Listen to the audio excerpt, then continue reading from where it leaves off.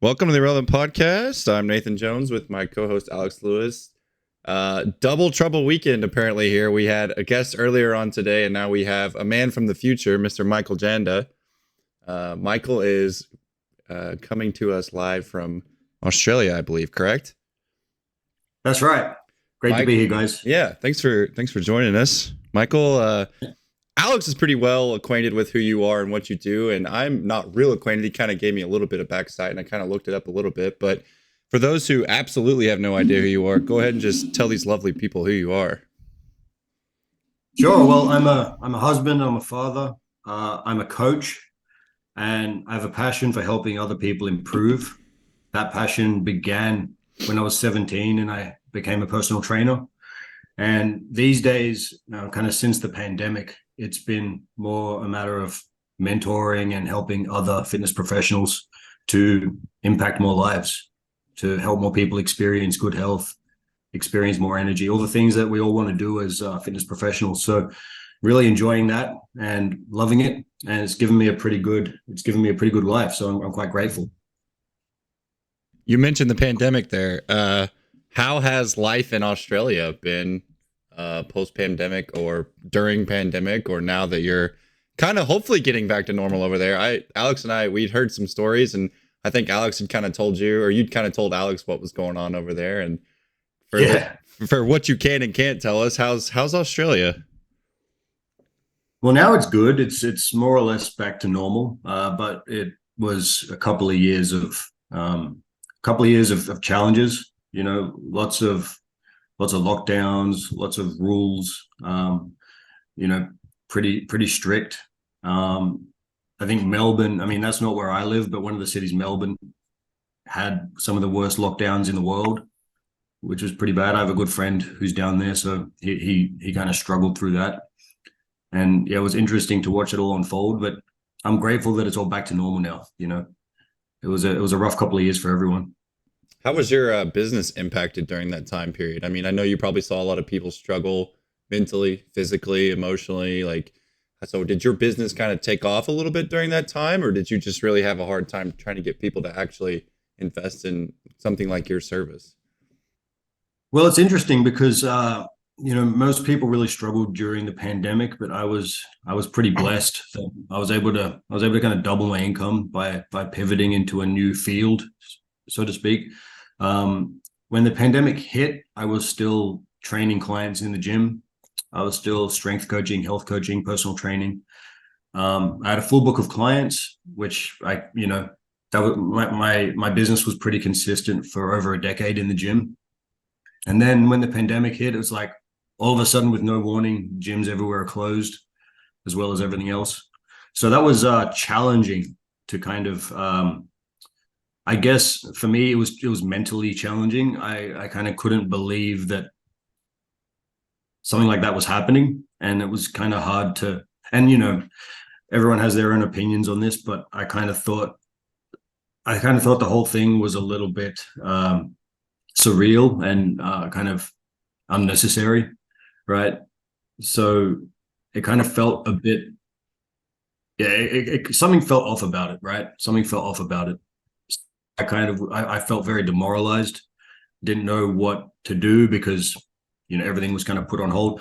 I took, I successfully took about half my clients online for the first time. I know a lot of people went online, you know, earlier than that, but I kind of preferred being in the gym and having that face-to-face interaction, which is ironic because now I'm completely online.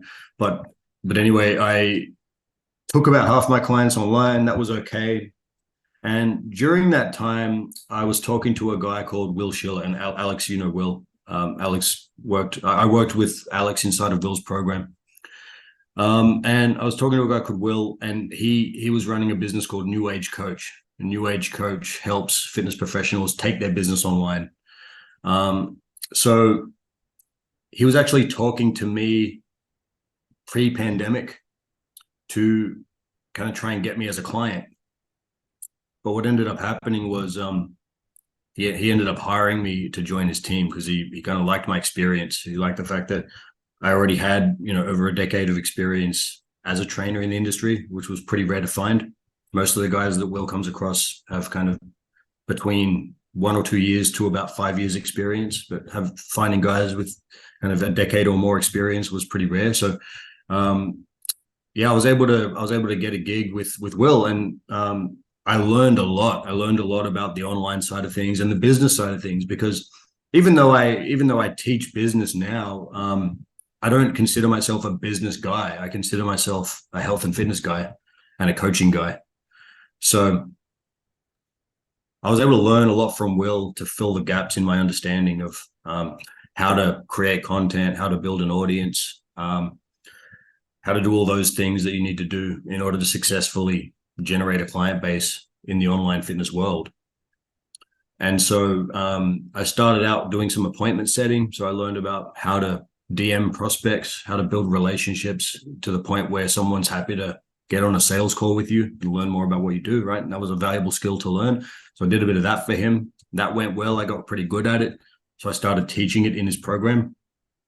Then I started doing some sales and some closing. Then I started doing some co-coaching. So by the end of my time at New Age Coach, I was kind of I was doing some setting, some closing, and some co-coaching, which was awesome, a great learning experience. And it allowed me to essentially double my income during the pandemic instead of having to just kind of wait it out like everyone else. So I felt extremely blessed. But at the same time, I was very concerned.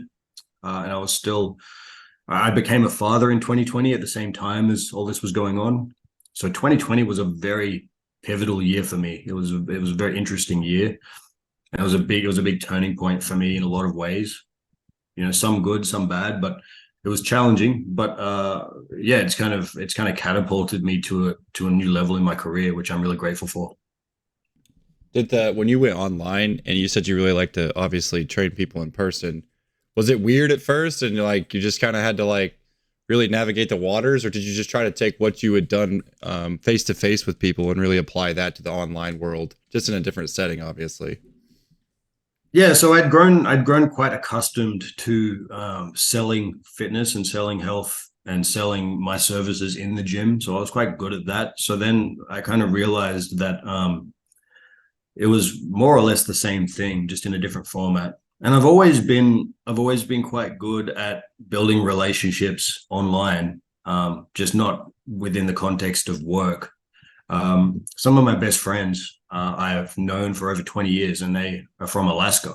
And I met them when I was a kid playing video games online, right? And most people, when they play video games online, you just kind of play for a bit with strangers and then see you later, right? But I always made a point to kind of learn a bit about and connect with the guys that I was playing with. And yeah, I formed some pretty great friendships that last to this day, over 20 years later. So that was pretty awesome. And I think those skills that I developed at a young age in that environment have really helped me with what I do now. Alex, you got anything? None at the moment. Keep rolling. You're doing good. I think it's funny that you said you learned a lot of those social skills by playing video games, because when you talk to clients that are of an older generation, they don't understand the whole video game scene and how people could even make relationships online. They just have a really poor. Oh yeah. They have a very poor image of what happens in the video game world, like the Twitch world, for example, or the YouTube world, or and I tell them, I'm like, well, that's the number one growing profession that kids want to be in the world, is some kind of in-person or face-to-face YouTube, or some kind of Twitch service or anything like that. And when you say that you learned those skills from video games, I think that would shock a lot of people, or just how to build good relationships with people you don't know through video games, because I think a lot of people don't have that perspective. Yeah, 100%. And I often have this thought, it's kind of interesting. I don't know how old you guys are. I think you're around the same age as me. I'm 34. I grew up in the 90s. Right. So I think about this all the time. We're kind of the last generation to grow up, at least some of our childhood, without the internet. And then the internet kind of came into mainstream as we were reaching kind of young adulthood and late childhood. So I feel like we're a very unique generation, because we kind of know what life was like before, but we also know what life is like, post.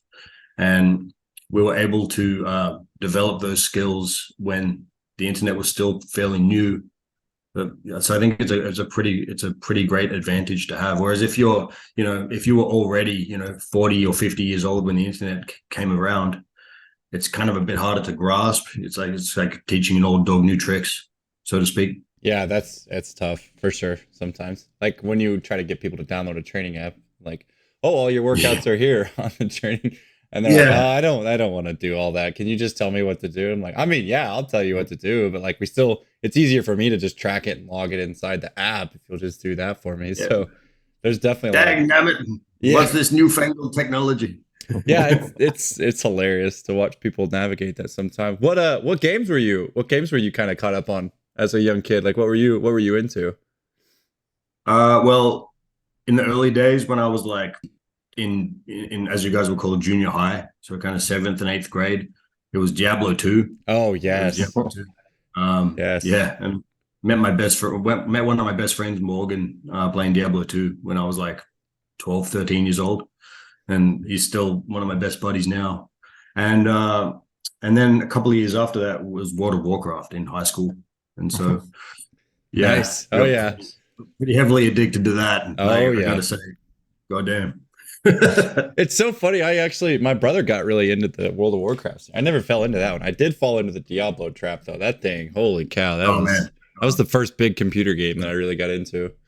the endless loop, right? The Oh, endless grind. Yeah, yeah, it's like, oh, I'm just gonna play a new character. I know exactly what's gonna happen, but I'm just playing a character. Yeah. yeah, 100%. So I mean, yeah, that's and it's still something I very much enjoy now. And I gotta, it can be challenging to navigate. Like you gotta manage your time properly to avoid getting hooked and to avoid putting too much time into it. Because I don't know if you guys have noticed when if you play a video game or something similar, you look at the time and it's like it can't already have been another hour. It's ridiculous, right? Right. So yeah, this is something that it's something that training has helped me with, right? So it's that discipline, being able to manage things, and being able to manage your behavior, being able to manage your time, being able to prioritize. And I found that has really helped me in my own life and being a dad and being a business owner. You need a lot of structure and a lot of discipline, and a lot of I found I get a lot of that from the fact that I've been training for a long time. Like ever since I started training when I was 11, and it's always been a big part of my life. And so, I love as a trainer, I loved teaching that value to others or imparting that value on others. But also now, I've found that helping fitness professionals with their business is kind of an extension of that, because I find the same skills and the same virtues that you need to kind of get in shape and take care of yourself, like discipline, patience, resilience, time management. They're all the same things you need to have in place to successfully grow a business, right? You need to be consistent. You need to do all the right things every day, even when you don't feel like it. So, I'm really grateful that I got into training at such a young age, because it's helped me navigate those things and also now teach those things. Because if I didn't, then I'd probably still be playing World of Warcraft for 10 hours a day, right? Like, who knows? Maybe you'd be a professional at this point. It sounds like you have the ability to become pretty special in whatever it is you do. That's for sure. Did you were you playing any sports when you growing up? Like what was big sports wise, or do anything like that growing No, up? man. No, I wasn't into sport. I wasn't interested. And, I wish I was. I know about all the benefits, and I kind of regret not getting into sports at a young age, because it would have made me a lot more athletic as an adult. Because I'm getting a lot of those core skills and that coordination and those neural connections and neural pathways in place at a young age would have really benefited me. So I regret not getting into that. I was into video games, right? It was all video games for me, even as a young kid. It was the Super Nintendo, N64, PlayStation, PC, right? All of it, the whole nine yards. So yeah, I had to kind of try and reverse some of that neglect, right? When I was an adult. And so I trained, like I said, I went to the gym when I was 11 because my parents were concerned that I didn't do anything physical. right? So they kind of forced me to go and I didn't want to, right? And that's how it started. But then I fell in love with it. But I did some martial arts in my 20s, and that's something I'm going to get back into soon because I find that's a great way to sharpen the blade, right? And to make sure you're prepared physically, but also again just exercising some of that discipline and that consistency and that work ethic and things like that martial arts tends to bring about. And I have a lot of clients who are heavily into martial arts, so they're having a bit of a good influence on me. But yeah, it's going to be good. Like my daughter is now 3, which is unbelievable. Daughter's now 3. We've just moved into our first family home. We've been moving around a lot while it gets built. So now I'm in a position where I can get into more of that kind of stuff and build a structured routine that works for me. And I know I won't have to move anymore. That's got to be a nice feeling. Absolutely. With the coaches that you help, because most fitness people are good at fitness, they're not good at business. What are like some of the common things you see that they're really messing up on that are like easy fixes that you're like, you just change this one little thing that would make everything go your way just a little bit easier? Yeah, so I think the biggest thing is poor communication skills, honestly. Most fitness coaches are passionate about getting in shape and being in shape, and they're good at getting themselves in shape, and they want to share that with others, and they're good at knowing what to do, but they're not good at communicating that in a way that people are going to care about. So when I say that, I mean things like content, right? I see it's just crap content. That's the most common thing I see. Content that just doesn't land, right? Because it's written in a way, or it's put across in a way that assumes the audience is going to care as much about fitness as the coach does, and that's just not right. It's not correct. So the average person who needs your help as a fitness coach isn't training yet, and they haven't been training, and that's why they're in the situation they're in, which is usually overweight, low energy, low confidence. That's the problem they want to fix. So what these guys need to do better is talk about that more. That's going to get their attention. Talk about the problem, show that you understand how they feel in the situation they're in, and then demonstrate how your service is going to help them solve that problem. And that's all you really need to do for most of your content, right? And content's just one example. There's also sales, right? Which I love teaching sales, and I used to hate sales. I think that goes without saying. Most people who are in sales, or most people who have to sell as part of their job or part of their business, everyone usually starts out not liking sales because everyone usually starts out not good at it.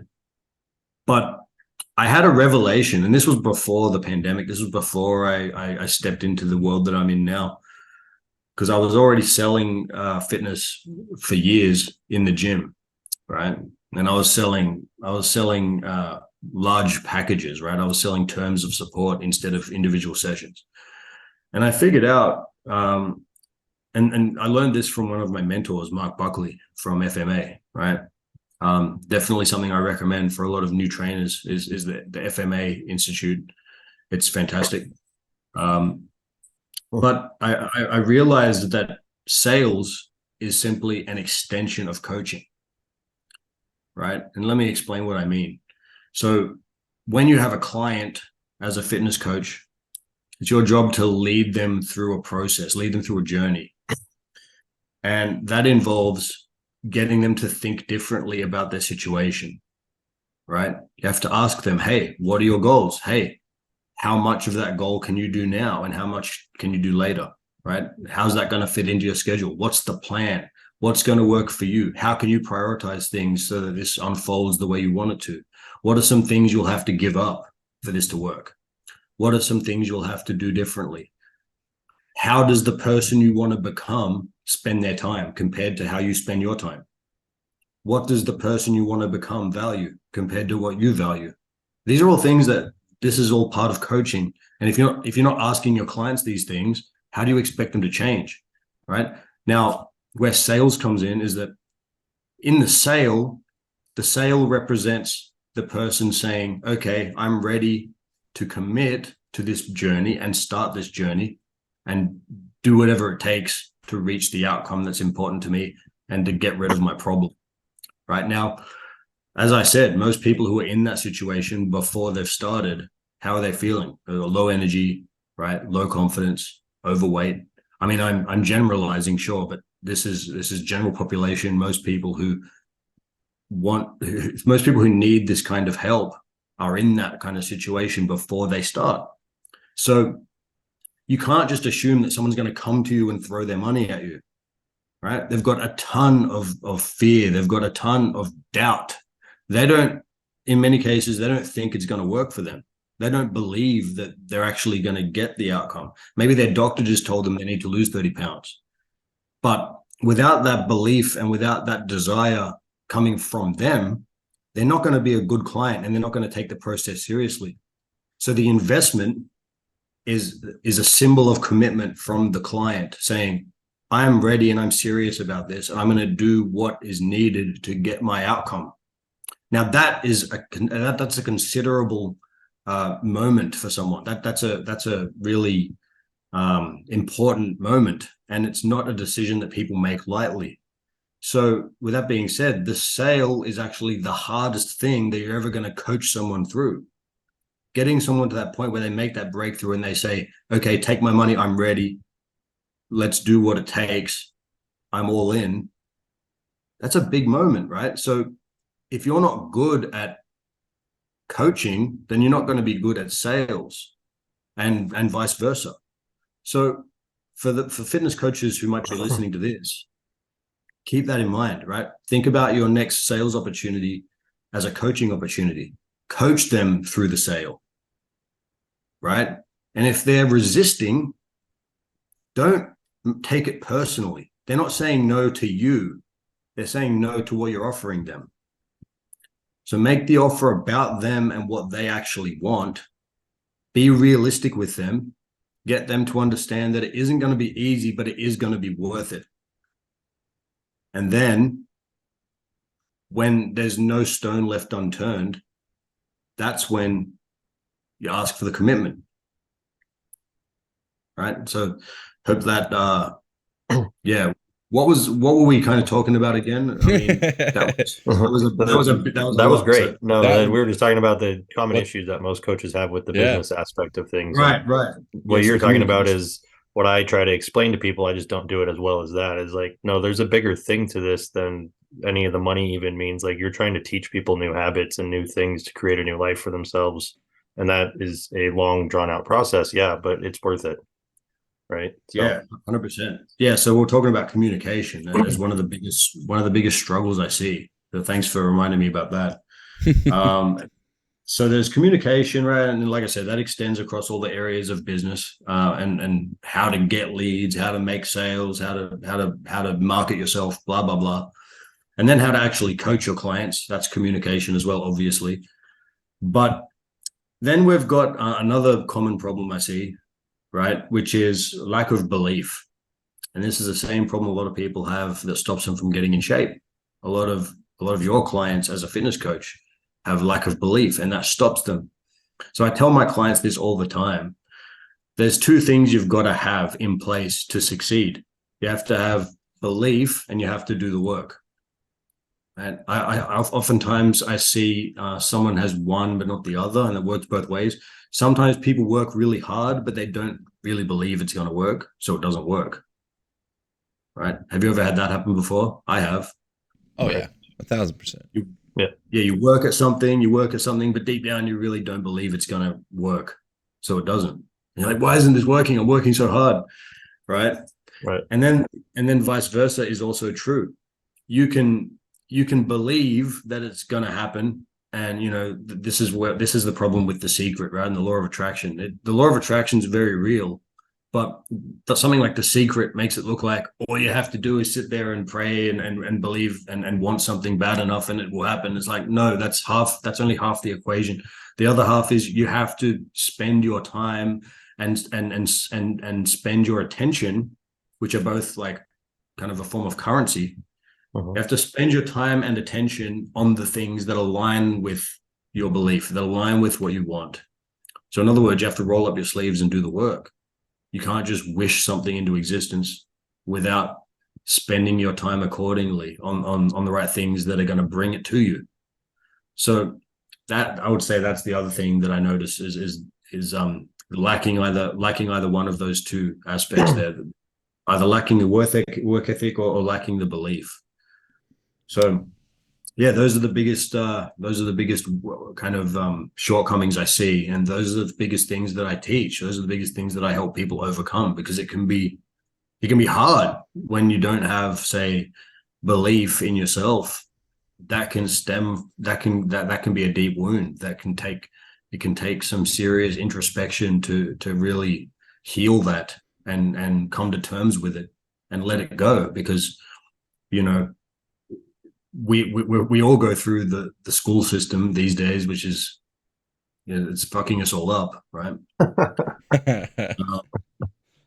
And we live in a society where we have more distraction, we have more comfort, we have more convenience, we have, very little, like, we don't have rites of passage anymore. We've insulated ourselves more than anyone in history, right? No other generation could just sit at home and still be okay, but now you can. So it's not good for you. And so and that's why I love health and fitness, because health and fitness teaches those core principles that help you understand that, hey, it's still important to pick yourself up and go and do something worthwhile, even though you're surrounded by junk food and Netflix and porn and drugs and whatever you want. You got to choose to go do stuff that's worthwhile. That's the hard part, getting people to make a different choice than. It's hard. Yeah. It's damn hard. Like, convincing people to walk in the gym, I tell them, is the first step. That's the hardest step. It's like, once I've convinced you to get to the gym, the rest of this becomes, it's not necessarily easy, but at least we've got a plan. Like, we're going to actually have somewhere we want to go, but I have to get you here first. And I think a lot of people try to work harder, not smarter, towards that goal. Like you talked about how there's two sides to that equation. It's like, well, everyone just thinks, and Alex has talked about this, if I work really, really, really, really hard at whatever I want to work really, really, really hard at, I'm just going to be rewarded with whatever it is. But it's like, no, you got to have like some actual like filling to what you're talking about. Like, you got to actually have some substance to what you're talking about. So, man, but getting people in the door is the first step. That's always the hardest step, I feel like. 100%. And it goes back to what I was saying about the sale. It's the same thing. It's the taking that first, it's the decision, right? Once someone makes a decision that they're going to have the thing they want, that's it. That's it. And think about sales as, when you're selling coaching, especially, the decision is what the investment represents. How do you, like, that's it, I'm doing it.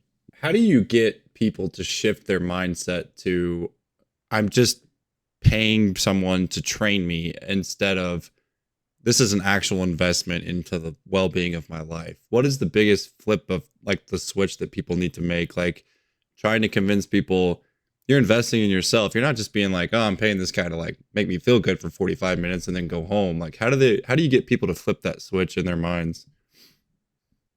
Well, from a coaching perspective, it's about remembering what you're actually selling, right? So if you sell sessions and if you sell programs, that's what people are going to buy. And usually they won't be willing to pay that much for it, which is why, again, most trainers, most coaches struggle with sales, because they lose sight of what they're actually selling. As a coach, you're selling solutions to problems and you're selling outcomes.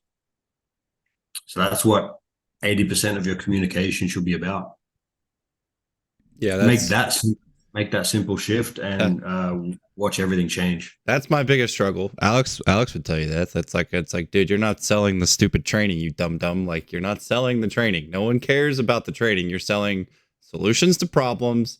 If they have joint pain, if they're overweight, if they want to get stronger, it's like, yeah, you're going to use training to do that, but you can't sell the training package. You have to sell them on the life change. Tap into the emotional side of them. Yeah, I can speak to that a bit too. I mean, think about it this way. If I say, okay, Nathan, I want to build you a house, right? I'm going to use the best nail gun. I'm going to use the best hammer. I'm going to use these awesome screws, the best screws. Right? Do you give a fuck? No, absolutely not. No. What do you care about? What the house is going to be like. Yeah, what's the house going to be? How big is it going to be? Mm-hmm. Right? How many bathrooms does it have? How many bedrooms has it got? Right? What's the yard like? What are my kids going to be able to do in the living room? Like, what's the kitchen like? What kind of stove have I got? That's what you care about. Where is it? Where's it located? Like all this stuff. What kind of memories am I going to be able to make with my family in the house? What kind of stuff am I going to be able to do in the house? What kind of view does it have? Right? Are you thinking about the experience of living in the house and how that's going to be valuable to you? That's the value. It's like the actual living in the house is the valuable thing for you. That's the experience. That's the outcome that you want to pay for. Right? So stop trying to sell tools. The nail gun is important, right? But it's my job as the builder to just use that thing. You don't have to know about it or care about it. As long as I'm doing my job, I'm building the house. That's the thing you care about. So you don't have to tell your clients, or you don't have to broadcast to your audience in your content about how, GBC programming works, or you don't have to tell them about why you need to eat more protein, right? For example, or this is what everyone posts about. This is the stuff that everyone posts about, and it's like, yeah, that's it. I'm not saying it's completely useless to talk about that stuff, but it should be. Most people are doing 80% of that stuff and 20% of the why. Make it 80% why and 20% what. Most people have to flip it around, right? Yep, that's pretty good. Yep. So joint ahead. pain is. You mentioned joint pain, right? Like someone comes to you with joint pain. Don't just zoom in on it either. This is the other thing. Zoom out. Don't just say, "Hey, how would you like us to get rid of that knee pain?" Yeah, imagine if your knee's not hurting anymore. Yeah, great. And you just keep talking about the knee. Zoom out. It's like, hey, can you imagine playing with your kids without your knee hurting? Hey, can you imagine not having to take 10 minutes to get out of bed every day because your knee's just screaming at you? Can you imagine not having to sit in the car on the way to work with your knee hurting, and every time you get out of the car it just kills you? Really paint the picture for them. Hey, what does getting rid of the problem look like within the context of your day-to-day life? Where's the value? And then if it's like, wow, I can imagine running around with my kids. And if I have a 3-year-old, right? And she's never going to be 3 again. So if I have back pain right now that's stopping me from chasing my daughter around and stopping me from wrestling my daughter and stopping me from picking up my daughter, I'm losing time. She's not going to be 3 again, right?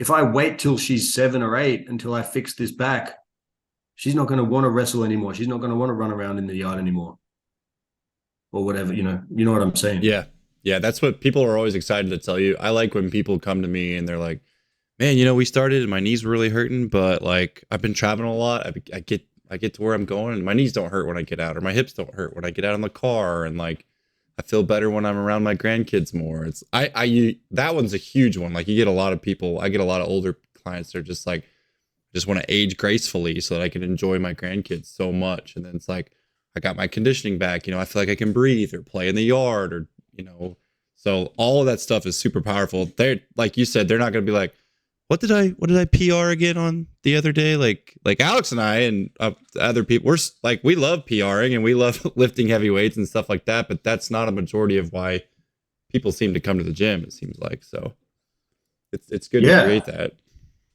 It's like Ben Pakulski, Benjamin Pakulski. BPAC. Yeah. Yep. I'm gonna have to Yeah, look him up. BPAC. Oh man, yeah, you'll be glad you did. Okay. Yeah, some great stuff. Amazing stuff for hypertrophy. But he has a quote. He has a quote that I'll never forget, and I'm going to try my best to put it in the best way because I can't remember it word for word, but I know what he's getting at. You know, he says that when you go to the gym, when you lift weights, the weights are simply a tool, right? The weights are simply a tool for an outcome. Again, this is funny because it stems from what we were talking about a minute ago. But if I do, let's say, you know, to use the most basic example, if I do a bicep curl, it's not about how much weight I'm lifting. It's about how I'm using that weight to get an outcome. Right. So in other words, it's not about, oh, I can do more weight. Oh my God, I can curl so much weight. It's about, no, am I using this weight to get the correct outcome that I'm looking for, which is hypertrophy of the bicep. Right. So it's like, yeah, I can curl 40 pounds, but am I going to get a better outcome from curling 40 pounds with crap technique for 5 reps, or am I going to get a better outcome from curling, 25 pounds for 8 reps with great technique and good tempo and good contraction and what have you? So weight is a tool for an outcome. So it's like I think that's a good message for people who are maybe intimidated about coming to the gym, or maybe discouraged because they feel like they can't lift very much. It's like it's not about lifting a lot, right? Especially for general population. General population, we want to see improvement. That's it. Because it's about what they're experiencing outside the gym. Right? Getting a PR, yeah, great. But that's just a test of how strong you are. It's like, how strong are you? Okay, let's test it. It doesn't actually mean anything outside the gym. As long as you're, again, enjoying a high quality of life, being able to do the things you care about, not in pain, not feeling like your body can let you down at any time, not feeling like you have no energy. That's what it's about. And the gym is just a vehicle to get there. You think people are just then social media might play into this too? Like there's so many meme accounts out there and so many terrible things that people see on the internet about gyms, and they're like that's what's ingrained in their head about what the gym experience will be. Like, do you have a lot of clients that are like that? Because like I have people walk in and they're always like, this isn't what I expected at all. Like, this isn't the experience I expected. And I'm like, well, I don't know what gyms you have been to in the past, but like, this is pretty normal if you go to any really good coach. Like, we're here to help you, and we're going to do a really good job of that. It's pretty structured, but like, you see the gym meme accounts, people like bungee jumping off of cable cords and whatever they're doing. But do you have a lot of clients that just have that fearful mindset from that stuff? Well, I mean, I don't anymore because I don't really work with many, training clients these days. I have one or two, but right. My clients these days are all coaches and trainers. But yes, I have come across in my career, I've come across a lot of that fear, a lot of people really scared and hesitant to come in.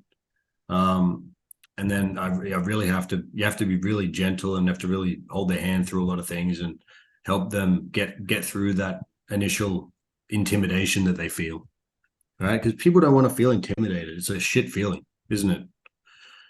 Right? It's like one of the worst feelings. Yeah, so, for sure. So it's great that you guys help people get through that and help people feel at home. And I think one of the ways that we can counteract, as you say, the meme culture, is you need to be producing content that counteracts it. You need to be, and again, we keep coming around full circle, right? It's about the communicate the right message to the audience to get the outcome that you want, which is the content should give you an opportunity to help people. So you need to make content that people are gonna not be scared away by, but they're going to be like, oh, wow, yeah. So a good place to start is always the problem. So in this case, let's apply the same formula. The problem is intimidation. I'm intimidated to go to the gym. Okay, make a content piece about that. Relate to that pain point. Paint a picture of what that looks like, right? Maybe tell a story. Hey, you step into the gym, right? You look around, there's people who are really jacked doing all these exercises, and you don't know what any of them are, right?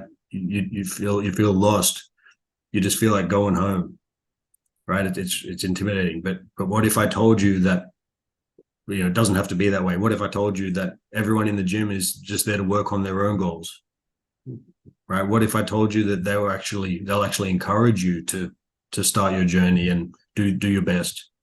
And then you can highlight the value of getting a coach. This is why it's important to get a coach, right? Because it is intimidating when you start. It is overwhelming, right? It's ignorant to think that you can ignore something for decades and then suddenly just pick it up in a matter of weeks without any help from a coach, without any help from anyone. It's very naive, and this is what most people assume. It's like a subconscious assumption they have that they'll just be able to go to the gym and everything will be fine. It's like, no, you've there's a lot to learn, and it's valuable to get guidance. It's valuable to get some support with that. So the content has to communicate all those things. Right. Alex, got anything? Just kicking it over there, kicking it old school style, lean back. Yeah, I'm doing what you did this morning. This is a good trade-off today. I know. I couldn't get in this far. You and Anthony went crazy, but that's good stuff. But when you're talking about pain points and things like that, is that a big realization for most of the coaches you deal with? Like, do they not understand, like, oh, these are the bigger things that we're actually trying to take care of here, as opposed to, hey, let me show you how to squat perfectly? Oh, 100%. Yeah. It's like textbook, right? I'm getting really good at it because it's always the same. I don't want to say always, but with vast majority of clients, they're always having these same struggles, and it always stems from communication. So I have a private group where I go live a lot and I share a lot of this kind of stuff, and it's called Building Relationships and Solving Problems, because that's what I've narrowed down. The whole coaching business is can be narrowed down to those two things: building relationships and solving problems. So it's your communication is going to help you be able to do those things. You can't build relationships if you can't communicate, and you can't help someone solve a problem they have without communication as well. So it's a huge common thread that, yeah, I almost always find myself working with guys and my clients to try to improve those skills. It's always a huge main focus of my coaching. I'm going to tell you right now, that sounds like a great name for a podcast. So if you have any free time and you want to make easy content to get sales, you could just talk about this shit for 20 minutes, and I'm sure they'd come flooding in. Mm-hmm. Fantastic. Yeah, I plan on it. Because like I try to get people to understand, and they're like, "What the fuck are you talking about? Like, what do you mean? It's about doing this." And I'm like, "No, like you're missing the whole point. Like that's not what this is. Like this is a vehicle to deliver the outcome that person wants. It has nothing to do with how you're delivering it." Like Totally. I always like, everyone talks about the vacation, no one talks about the trip, right? Traveling sucks. It's not very fun. Yeah, like if I was going to come to Australia, that's going to be hell on a plane for I don't even know how many hours, right? And then you got to wait for your body to adapt and all these other things. Yeah, but I've done it a bunch of times. I've been to Alaska to visit my buddies 5 times, and yeah, it's like 15 hours across the Pacific from LA to Sydney. And if you want to go, and you guys are East Coast, right? Are you guys in Boston or something? Oh, he's in Missouri. I'm in Colorado, so we're like in the middle. Oh yeah, Colorado. Alex, I always think you're on the East Coast. I don't know why. I swear to God. Probably because I'm up at 3 a.m. here, so it's like I'm up at East Coast time. It's what it's like. Yeah, man. I always end up. I just keep thinking you're on the East Coast. I don't know why. Sometimes with certain things, your brain just keeps doing that. Yeah, that's. Even when we were working together 2 years ago, I kept just defaulting to East Coast. I don't know, man. I think you just strike me as a guy who lives in all those goddamn Americans are on the East Coast. That's all we see in the news is all the East Coast people. Right. Yeah, but if you do live on the East Coast and you want to go to Sydney, it's like you got to fly from New York to LA, and then you got to go LA across the Pacific. So it's like, Mm, it's like a good 20 to 30 hours of travel. jeez. Have you ever Well, thought about coming to the States, residing in the States, or is just Australia is where it's going to be forever and always? Or you ever thought about relocating maybe? Well, not anytime soon because we just moved into a Right, house that we've been building, and that's right. this has been a long ass process. It's been it's been a long road. And my wife has been a legend. She's been absolutely phenomenal. She's been the administrator for this whole thing. You know, she's dealt with the brokers, the builders, the banks. You know, she's been fantastic. So I've been able to just focus on my business, and I mean, as much as I can with all the moving around. But yeah, she's been absolute legend, and it's so great to be here. It's a great place. We're in a little town on the mid north coast of New South Wales, so it's like halfway, kind of roughly halfway between Sydney and Brisbane. It's a little town called Nambucca Heads, and there's kangaroos on our lawn. Like, can you think of anything that's more stereotypically Australian than that? Seriously, I'll send I'm you guys assuming they're some not very videos. nice, though, are they? They're not probably very friendly animals, are they? Well, they're just kind of skittish, but Uh, there's from what I can tell, there's like three or four different ones. There's like a couple of females that hang around, and they actually came up the other day and looked in our window, and I was like, because they always come out in the morning and then they kind of go away and come back sometimes, so they're not always there, but they were there in the morning, and I said, oh, the kangaroos are there, and then a few hours later, my wife came into the kitchen and said, are the kangaroos there? And I said, I don't know. And I looked over, and they were looking right in the window, like, which is hilarious because Wow. there's just there's just dirt. We haven't landscaped yet, so there's just dirt outside the window, and they've come up on the dirt and they're looking in the window. So that was amazing. And then they just quickly ran. Oh shit! And they run away. But there's a big male one that comes and hangs around. He's huge. He's like bigger than me, so he's a big boy, and yeah, he's there a lot of the time. But it's just I can't believe it, man. It's right in the middle of town here. We're kind of in town, but we're surrounded by like a big nature reserve. So there's tons of wildlife in there, but it's still like walking distance to the grocery store and down to the coffee shops and everything, which is great. And yeah, we're loving it. We're just kind of trying to get settled in. The house is still pretty bare bones. We've got to get furniture and stuff that we've had to get rid of when we moved around so much during the pandemic and afterwards. But yeah, it's looking good. So we'll be here for a while. We'll be here for probably a while, but who knows, man? If who knows what could happen, right? I mean, we've seen from the last few years that anything can happen. So who knows?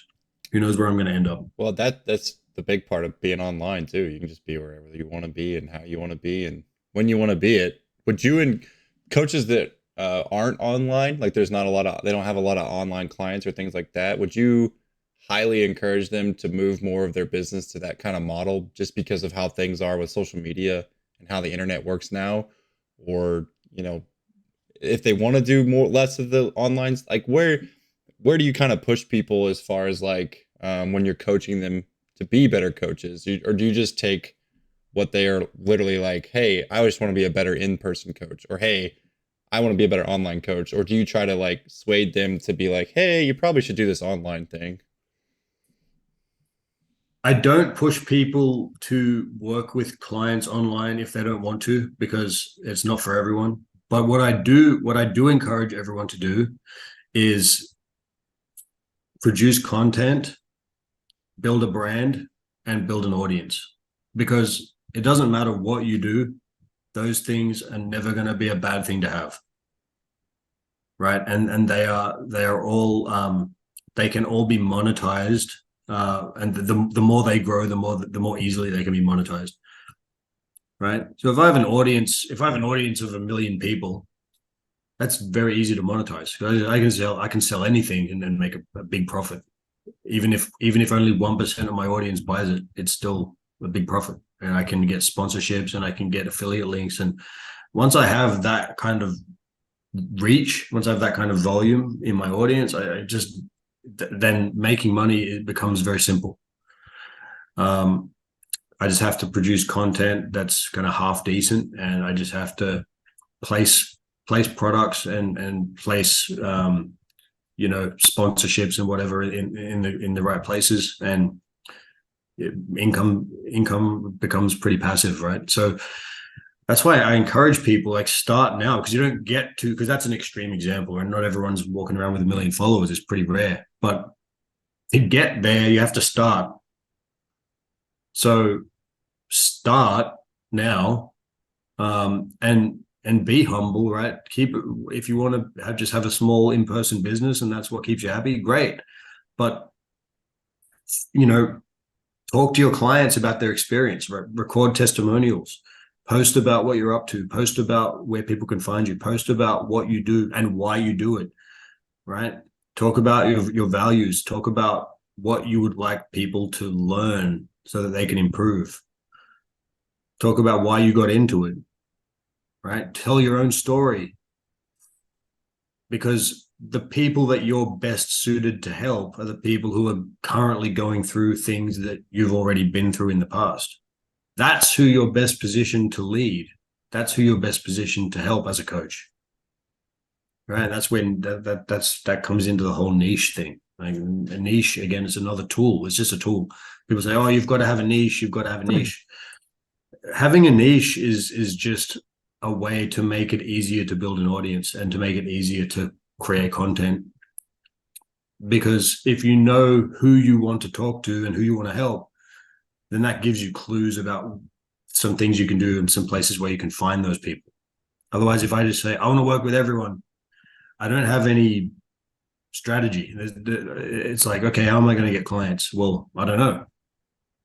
I'm just going to kind of randomly post stuff that's not really talking to anyone, and just hope that people put their hand up, but they rarely do, because I'm not talking to anyone in particular. But if I decide I want to talk to dads because I'm a dad and I understand what it's like to be a dad, and I can understand how hard it must be for dads who don't take care of themselves, because I mean, I'm tired from being a dad. I can imagine how tired those guys must be who have never trained and have health conditions and have injuries. It's like, holy cow, they must feel like they're almost dead. Right. So that's how, so you guys were talking about what like whether or not I try to push people to go online. Yeah. So the answer is no, I don't push them to go online, but I do encourage them to do those things, which is build a brand, create content, and build an audience, because it can never be bad for you to do those things. Right. Try to target a reel the other day. I think it was Alex Hormozy, and he's like, "You are the niche." I was like, well, that's fucking, that's simple, right? Like, I saw that. Yeah, easy. Absolutely. So all the things people try to hide, right? Like addiction, mental health, mental illness, being in prison, all these things that people go through, that they kind of, oh my God, yeah, I can't talk about that. And then they're kind of ashamed of it. Turns out that those are actually the best things you could possibly talk about in your content. Right? Just be you. It's the easiest thing in the world, right? But the thing that holds people back is that lack of confidence, right? They're scared what people will think, so they don't share their story. They don't share it because they're scared that people will judge them. But the people who are going to judge them are not going to be the people who want to work with them anyway. So if you don't share it, think about how many people who could have benefited from hearing it don't get help. They don't get to be inspired and motivated. They don't get to feel like they're not alone anymore. So you gotta flip the script, right? Yeah. People aren't posting content, and they aren't sharing, and they aren't putting themselves out there for the wrong fucking reason. They're not doing it because of what they're scared of, but they forget all about the fact that it's not about them. It's about the people they're trying to help and about the impact they're trying to make. And you should, if you don't want to make an impact and if you don't want to help people, then you shouldn't be in the business of coaching. Right. Yep. I was just explaining that to a client the other day. I go, "You think I like to get up at 3:30 in the morning?" They're like, "Well, yeah." I'm like, "No, I do it because I have a responsibility to be able to teach people these things to make their life better. And the best way for me to be able to do that is by working out first thing in the morning. I don't want to do this. I want to fucking sleep in. Think I like being up before the sun every single day? Not Yeah, really. before the sun's still middle of the goddamn night. Yeah, exactly. So it's like, damn, like, and kind of circling back to when you were mentioning your wife, how often is it when you're coaching somebody and they have a spouse that makes it, say, 10 times harder to achieve their goal? Like, how do you navigate something like that with someone and explain to them, like, hey, this person needs to be able to at least be supportive of what you're doing if they're not going to help you along the way too? Oh man, that's a tough question. Um, I haven't come across that a lot. I mean, I do have an answer for it, but I want to ask you, is that something you've come across a lot? I've come across a couple times, but like I was helping a guy not that long ago who was extremely overweight and had health issues, and then come to find out his wife's health issues were even worse. And I'm like, Right. Okay. how Okay. are we ever going to cultivate a good habit of, like, say, eating good, for example, if the person on the other end of it is also not in a place where they have a good habit either? Yeah. So I mean, that's a tough one, man, because it's the crab in the bucket analogy. Have you guys heard that story? Oh yeah, of course. It's the crabs in the bucket, right? So every time one crab tries to climb out of the bucket, the other crabs pull it back in, right? Like for those of you listening who haven't heard the analogy, it's there was a fisherman fishing off a pier or off a wharf, and a little boy walked past, and he noticed the fisherman had a bucket of crabs, and he noticed the crabs. There was no covering on the bucket; it was just an open bucket full of crabs. And he saw one of the crabs start to climb out of the bucket, and he said, "Excuse me, Mister, one of your crabs is escaping." And he said, "Oh," the old man just kept fishing. He said, "Don't worry about that." And the little boy said, "But the crab's going to escape." Anyway, he watched, and as the crab tried to escape the bucket, the other crabs pulled it back in, right, every time. So the crabs would keep themselves trapped in the bucket.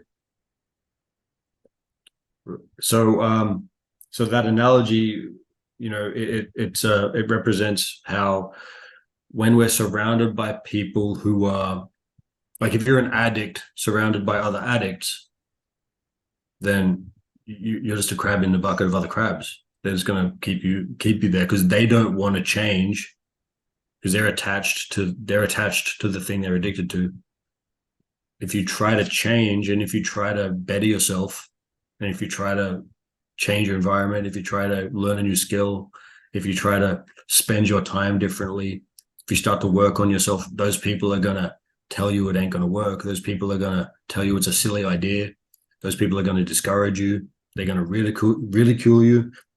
And that's something I do see a lot, actually. I see that a lot with families and co-workers, right? People at work kind of taking the piss, as we say over here, which is like making fun of them and kind of belittling their efforts and kind of joking that it's not going to work. And their family, you know, telling them it's not going to work and it's extreme and don't do all that nonsense, right? It's just the crabs in the bucket. So then the question is what to do about it, and that's the hard part, because when it gets to a certain point, it's like you got to do the painful thing of walking away, and then beginning the healing process, which is extremely challenging, right? Because we're social creatures. We depend on safety in our tribe. And so if your tribe is crabs keeping you in the bucket, then you got to make the tough decision to kind of leave that tribe and find a more supportive one.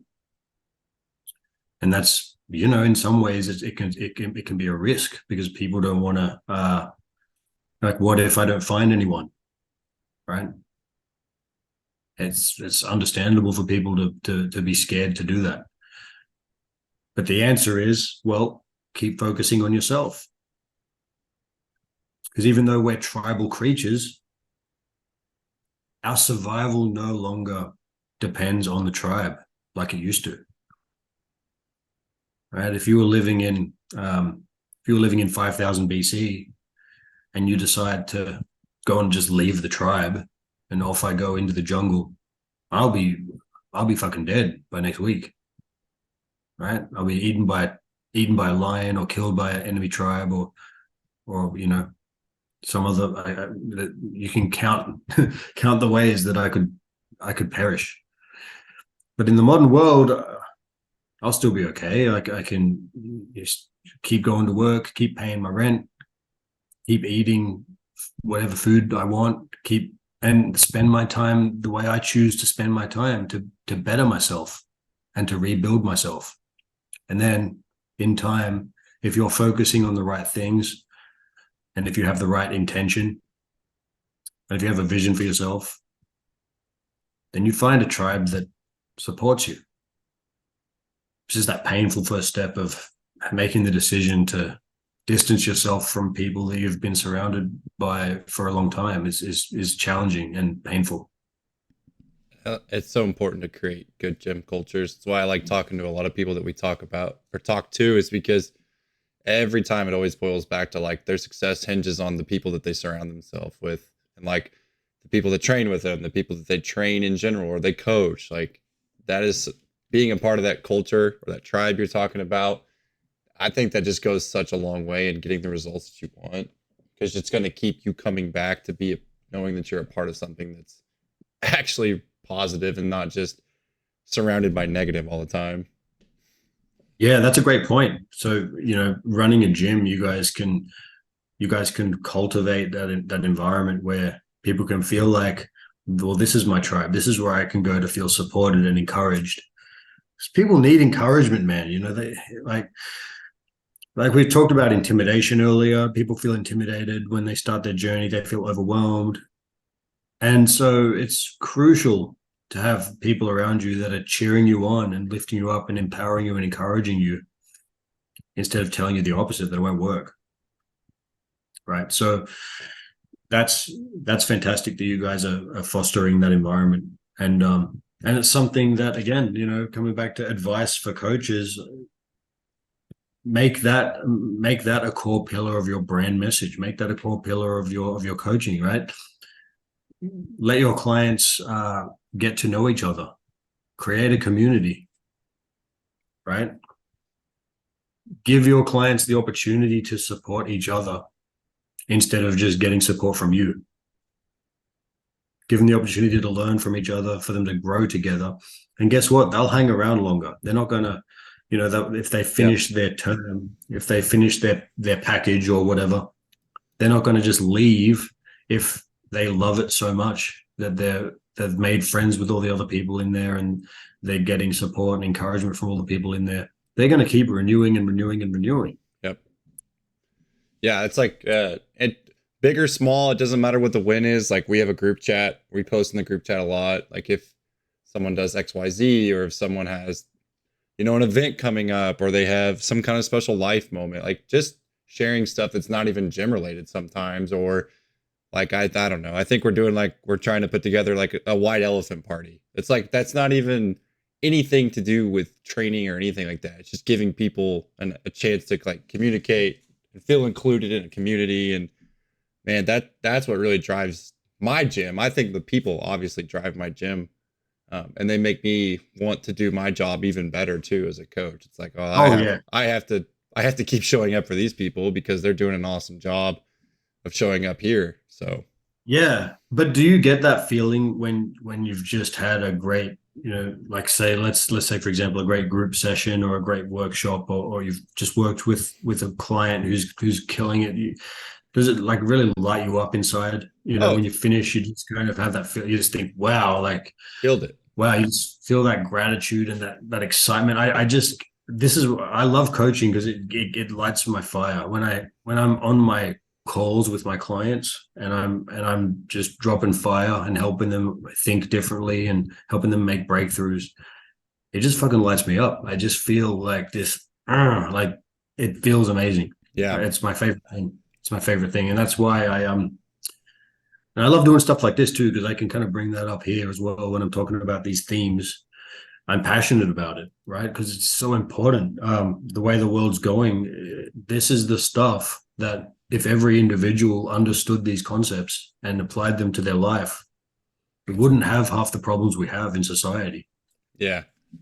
I was a teacher for 7 years, and that feeling that you're talking about, it's like it was few and far between. It's like, oh, well, I'm just teaching history or whatever. You don't have those like, yeah, like great job moments, or like, oh man, this gets me fired up getting to talk about civilizations or whatever. Like kids don't care about that stuff. So Yeah.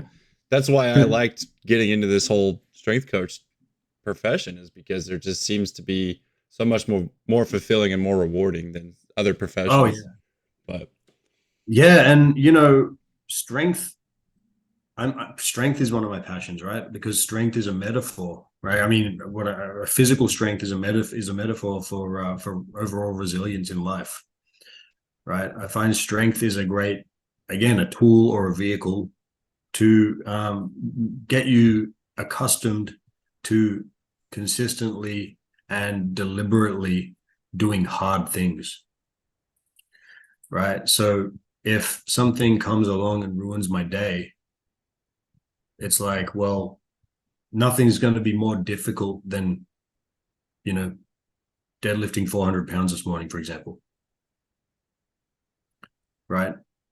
It's a great teacher, and it builds great toughness and great resilience, which is what so many people lack these days. This new generation of kids, especially, like, geez, yeah. is it as bad over there as what it is over here, or we feel like it is over here? Because we just feel like everyone are Oh, snowflakes. There's a lot of snowflakes over here. yeah, it is. And they've been failed by the system, dude. Oh, They've been, 1,000%. and I mean that's a Not if the system was that's designed to fail them. yeah, that's right. That's a can of worms, right? We talk about that all the time. But it's like, everyone gets a trophy, that kind of stuff. Like, I think, Speaking of being a weird generation, we were the transition where that was not a thing, Right. and then it like slowly yeah, became a thing. exactly. Like I said, like kind of earlier on in the podcast, we are part of quite a unique generation because we experienced like the last of the pre-internet culture, and now everything's just really different, and in a lot of ways really damaging. It's encouraging weakness, right? It's almost celebrating weakness, and weakness is not a virtue. It's not, because we are creatures of the world.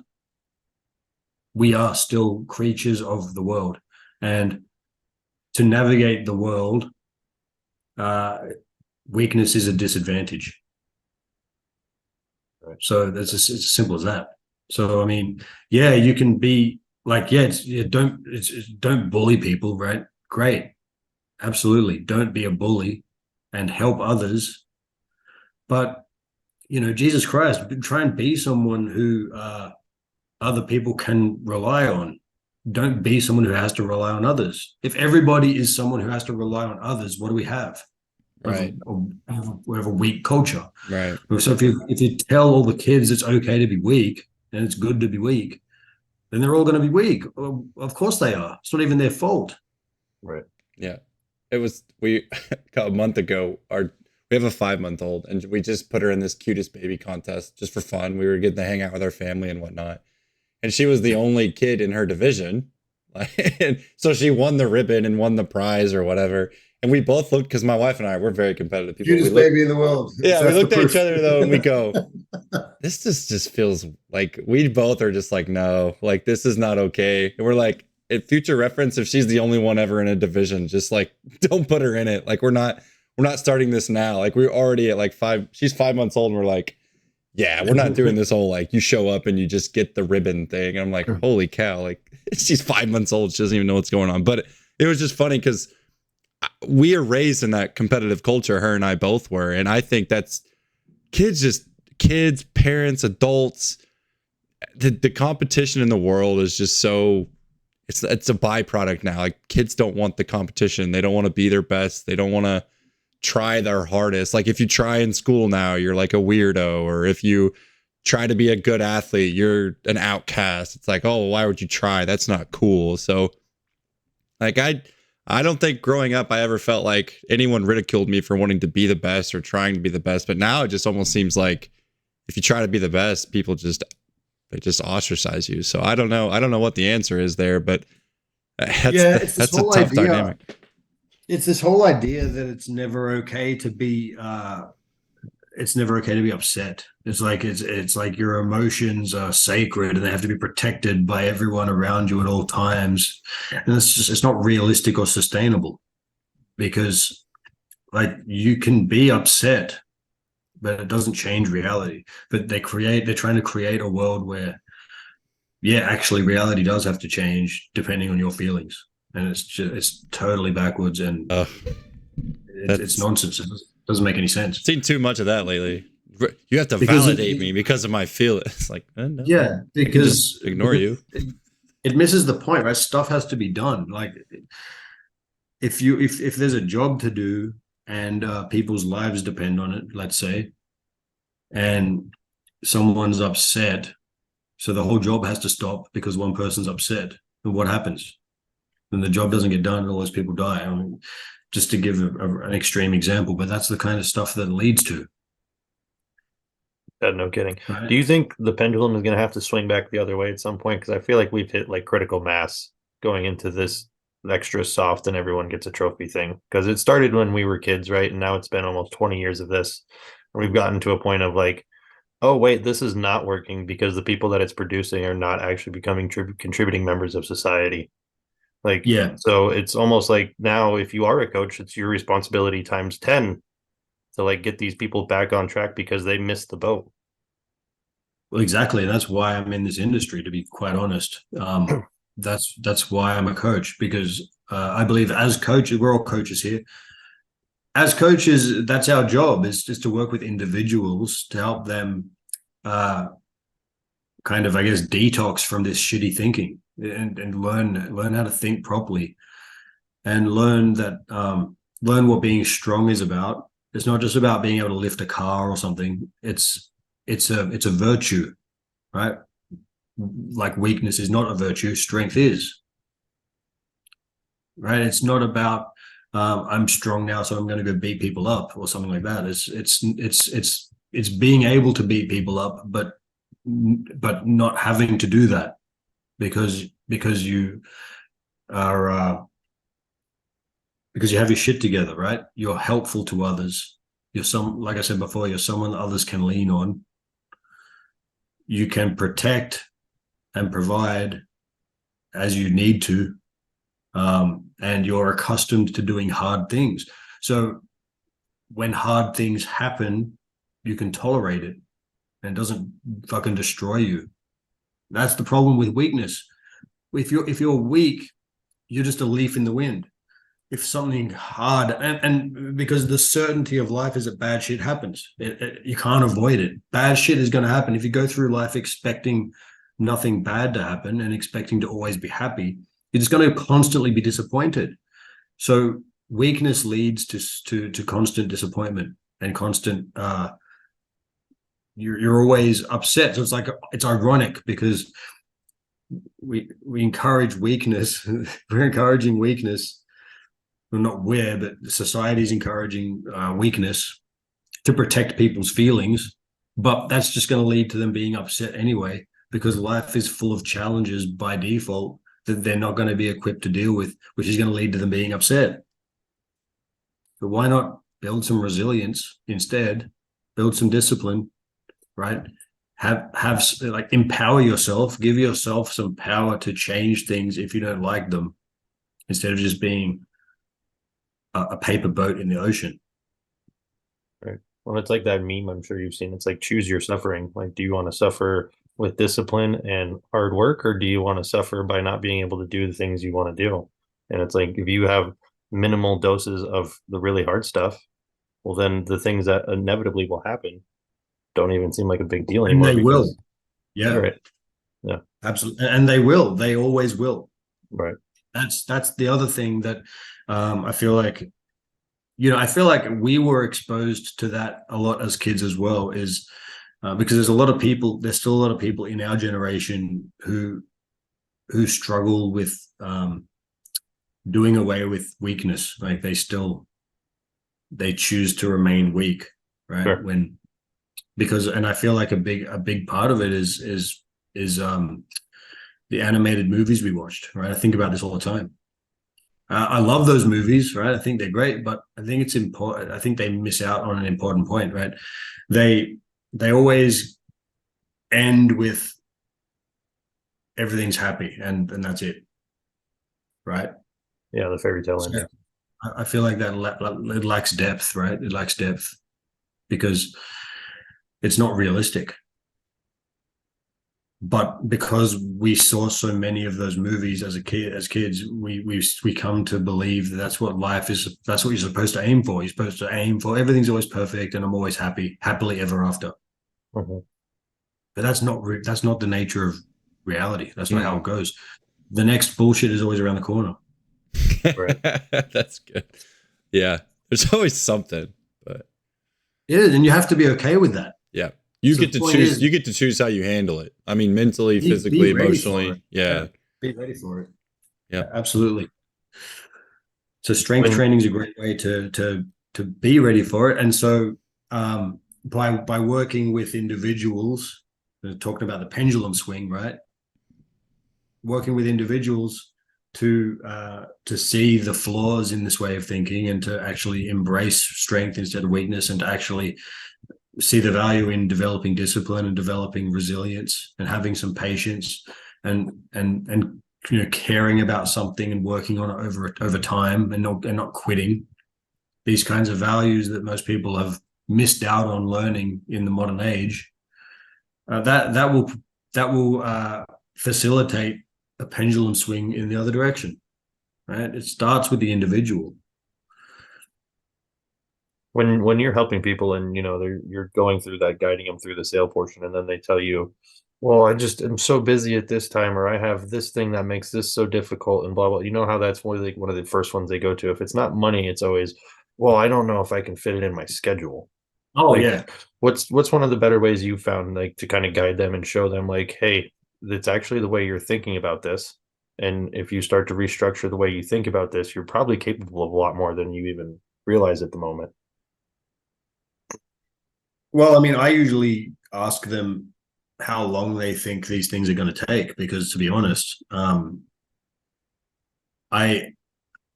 you don't need to spend more than like an hour a day if you want to build a successful online coaching business. It really doesn't take a lot of time. It doesn't have to. It's I think people get overwhelmed with all the things they could be doing and all the things they think they need to do. It's simply a matter of knowing what the right things to do are and then putting them into your schedule. And so once I help people understand that, I think they just freak out because they think they're going to have to do all this other shit that isn't necessary. Right? Like, I'm going to have to make a landing page, and I'm going to have to make a website, and I'm going to have to, do SEO, and I'm going to have, it's like, you don't have to do any of that. Right? It's literally just build an audience, right?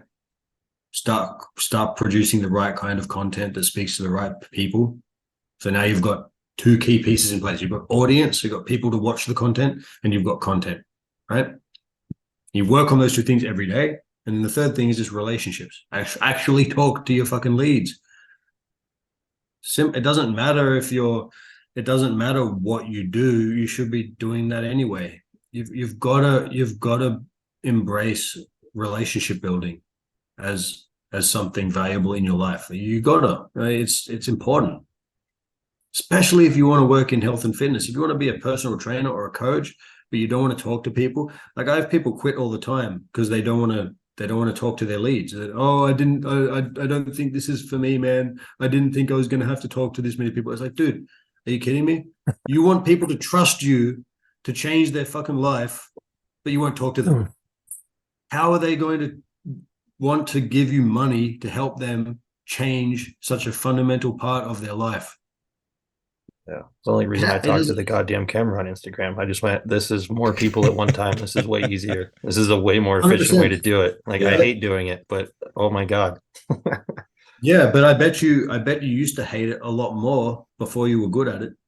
Yeah, I don't even think I'm good at it yet. I just keep doing it because, like, I know it'll work at some point. Like, and it gets more engagement, and that's the thing. And but yeah, no, when you start looking at it as like, oh, you have to be social on social media, who would have thought?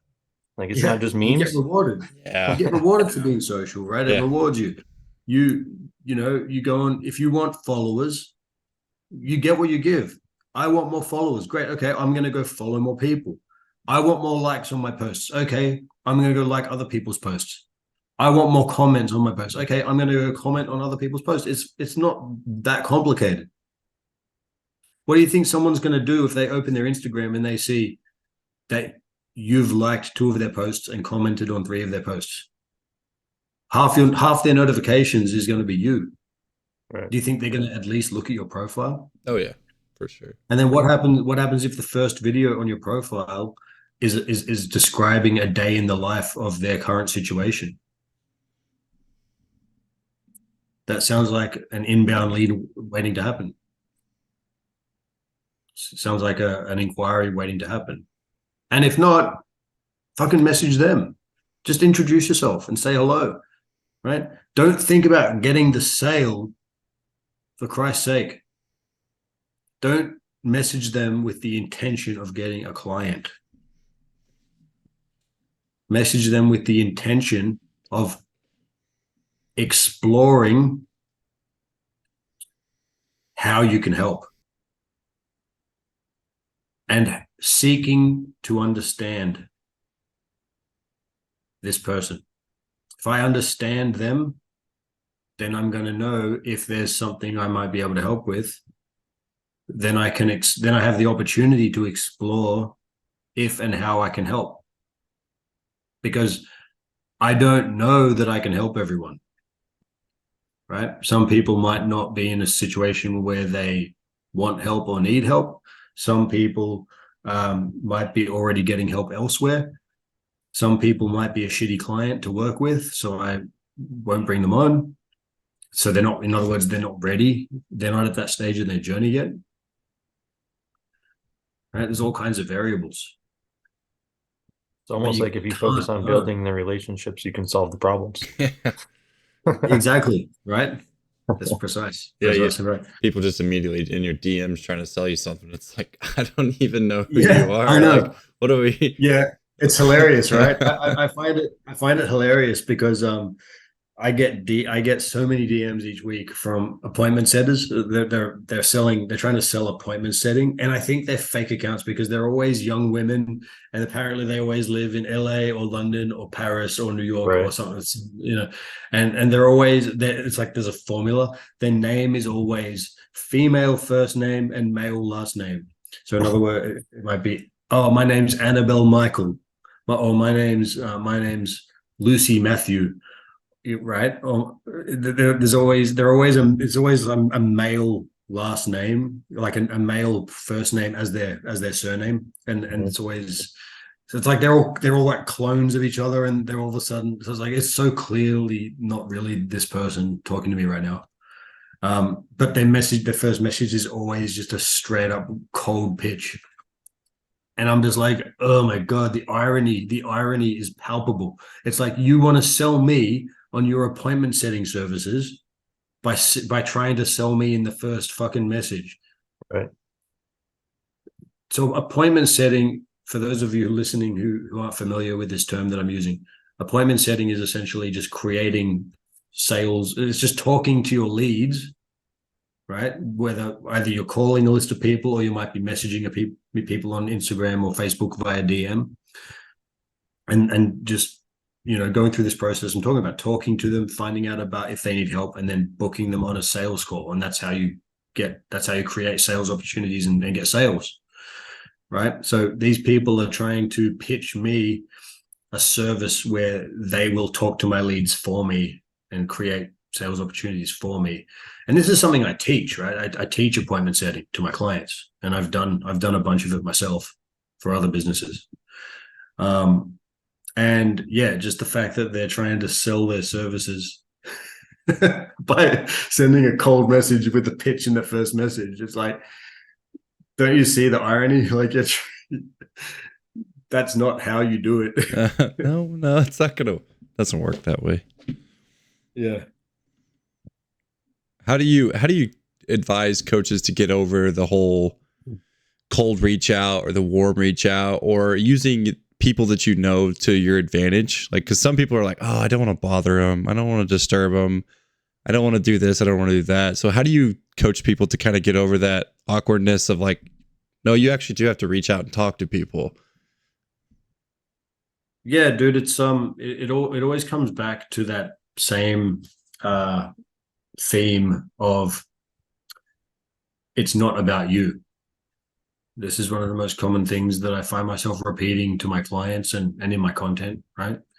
It's not about you, it's about the mission. So that's a big shift you can make as a coach to really catapult yourself to that next level of confidence in your field. Because when you realize that, hey, none of this is about you, it's all about the people you're helping, and it's all about the mission that you're on, then everything just becomes so much easier, because it gets rid of all that. You have no need for any of that self-consciousness. You don't have to feel self-conscious. You don't have to feel low confidence. You don't have to feel self-doubt. You don't have to feel that imposter syndrome. None of that shit is not important. It's not useful, and it's not true. It's just bullshit that your own ego creates to try to insulate you from a perceived threat. It's just basic human psychology 101. Anything slightly new, anything slightly novel, anything slightly outside of your established comfort zone, your ego is going to immediately identify that thing as a threat to your identity. And it's going to stop you from doing it by manufacturing limiting beliefs and doubts and fears.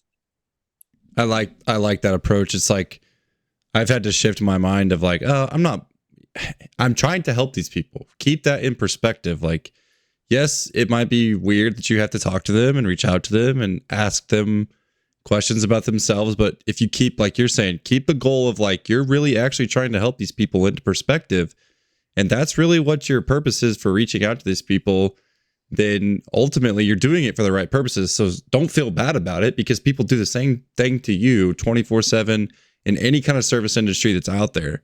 They're going to try to sell their service to you, and they might not even know you. So I have definitely tried to keep that perspective of like, when I do my reach out, I'm trying to help them. Just keep that in mind. I'm trying to help them.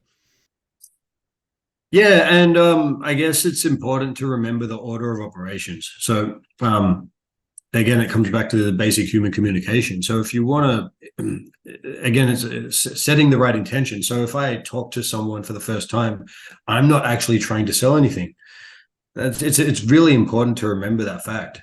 So if I message my leads, I'm not trying to sell anything, because it doesn't make sense to sell anything yet. I don't know anything about these people, right? So the first intention is not try to sell something.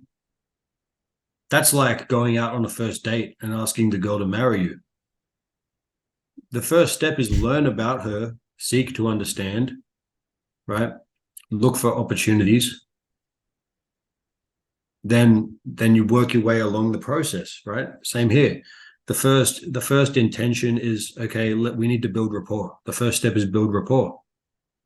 So what can I connect with this person about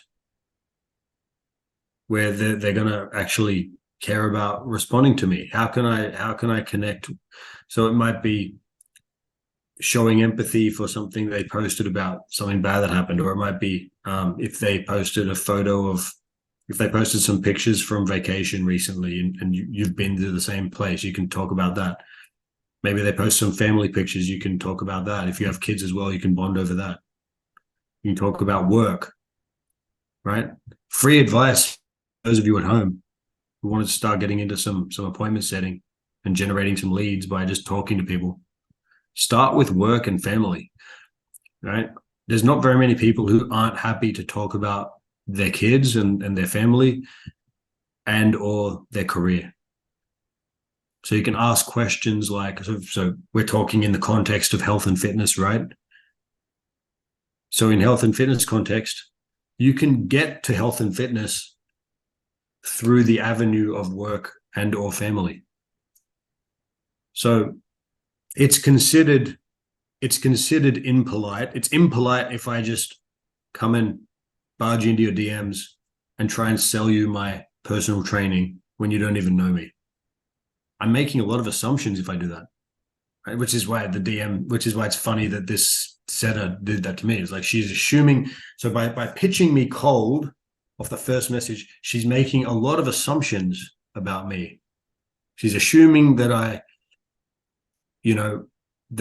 have a goal that she's talking about. She's assuming that's my goal without asking. She's assuming that I don't know how to appointment set. She's assuming I don't already have an appointment setter. She's assuming that there's a gap in my revenue and I need help. She's assuming that she knows more about appointment setting than I do. She's assuming all these things off the bat. She doesn't even know anything about me, right? So it's the same here. Don't assume that everyone wants to buy your services. So let's start from work and family, right? Find out about what they do for work, right? So then we can segue into health and fitness, because if I'm talking to someone who just told me that they work as an accountant for 80 hours a week, I can assume that they're probably going to have, and I'm not going to make this assumption to them boldly, but I'm starting to think if they're working 80 hours a week and they're an accountant, they're probably sedentary for the most of the time they're working, right? They're probably, it's going to be challenge. It's going to at least be challenging for them to find time for health and fitness. So that would be my next question. So first I'll show empathy and I'll give encouragement. Say, wow, those are some big hours, right? You must be exhausted on a normal week. Well, do you have some kids too? Yeah, I've got 3 kids. Yeah, my boys are 5 and 7, and I've got a little girl. She's 3. Oh, great, man. They must keep you busy as well. Geez, it sounds like you got a lot on your plate, right? You're working 80 hours a week. You got 3 kids at home. Is it hard for you to find time to? Is it hard for you to find time for things like exercise? Oh yeah. I used to, that's when they'll open up, right? But you see how I did that? You got to do it properly, right? Can't just walk in the front door with the program. It's gotta. Yeah. Stop assuming, right? And then when people say no, don't take it so damn personally. Yeah. Yep. Just move on. If they say no, just move on. Like there's plenty of people out there that you can help. But also remember that, and this is another huge point that people forget about.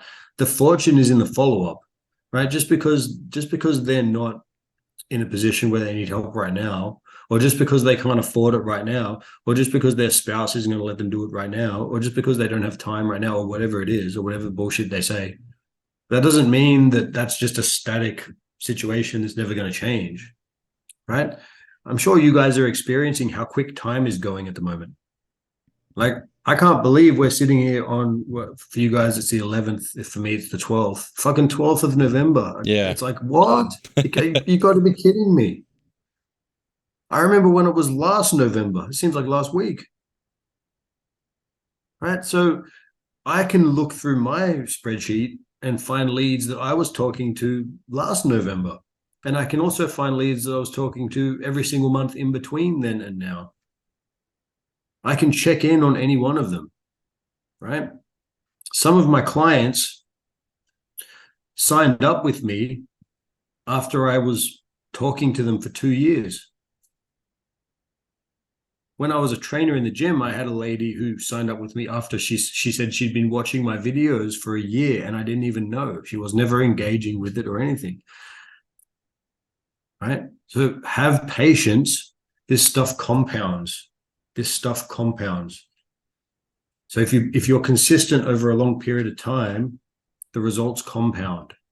Because the more, so if I talk to 10 people every day, and it might take me 20 minutes to do that, right? Or it might take me half an hour, whatever.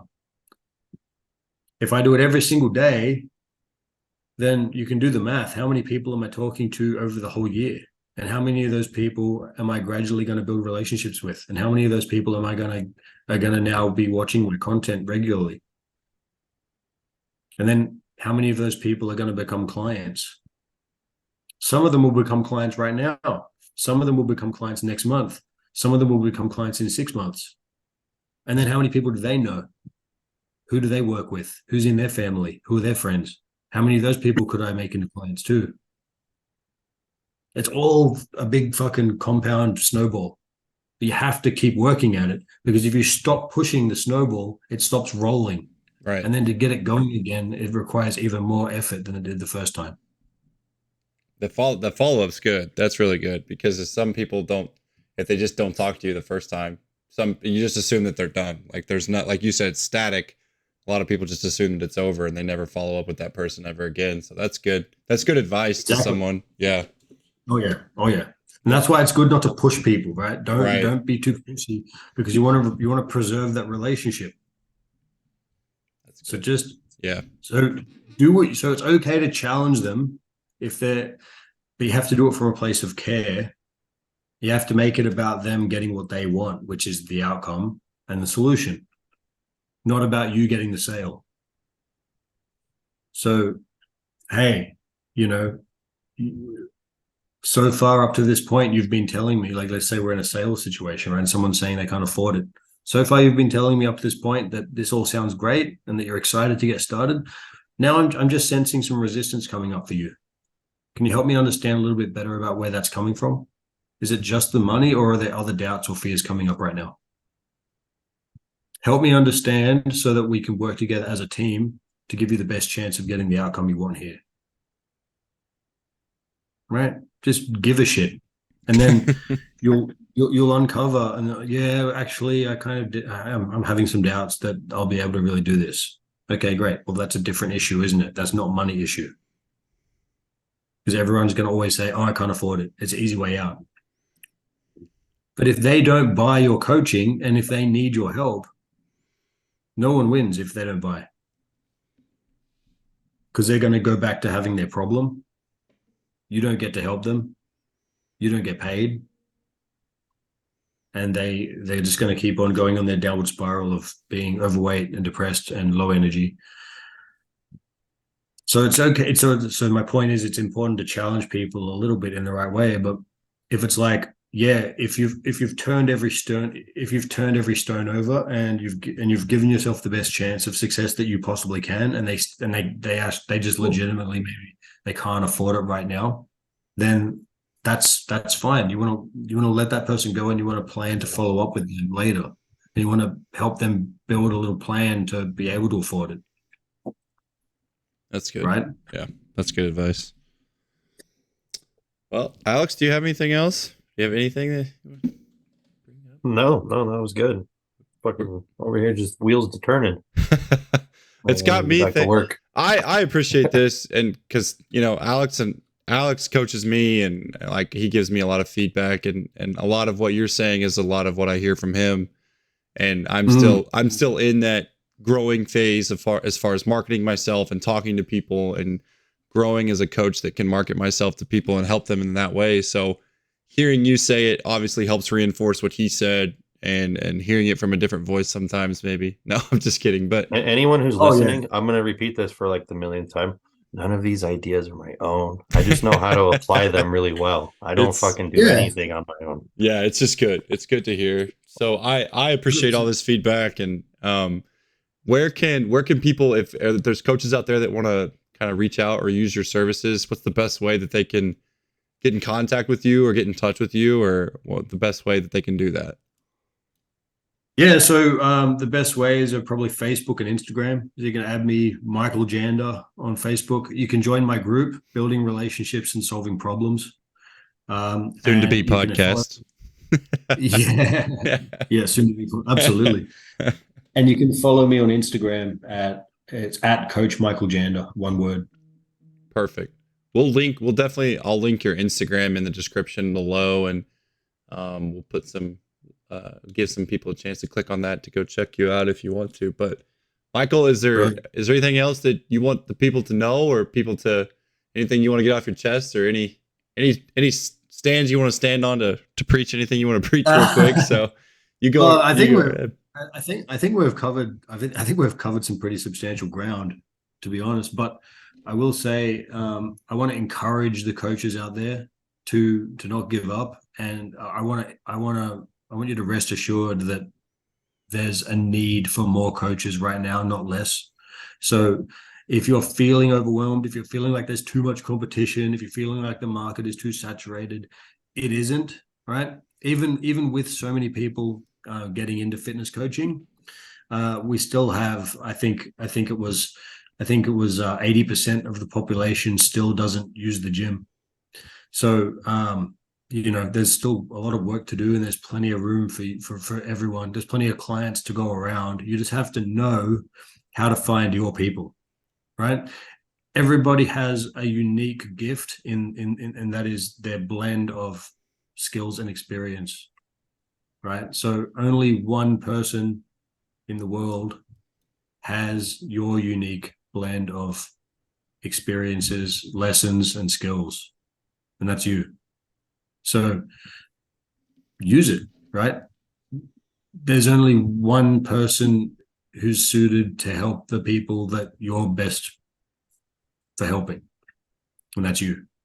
So learn how to find those people instead of just trying to find whoever and then getting discouraged. Think about who you're best suited to help based on what you've been through in your own life. That's good. Yeah, that's good advice. That's good advice. We appreciate it. Michael. We appreciate you coming on. We thank you for giving us some of your time. That's a lot of time to give up on any given day. So we appreciate it. Thank you very much for coming on today. Thank you for having me. It was a pleasure to be here. Really fun, really great conversation, and I really appreciate you guys giving me the platform. Thank you. Awesome. Well, you guys go check out Michael. Go see what all the great stuff he's offering. If you're still listening to this point, we appreciate you, and we hope you have a wonderful rest of your day. All right. Thanks, Michael. Have a good one. Take care, guys.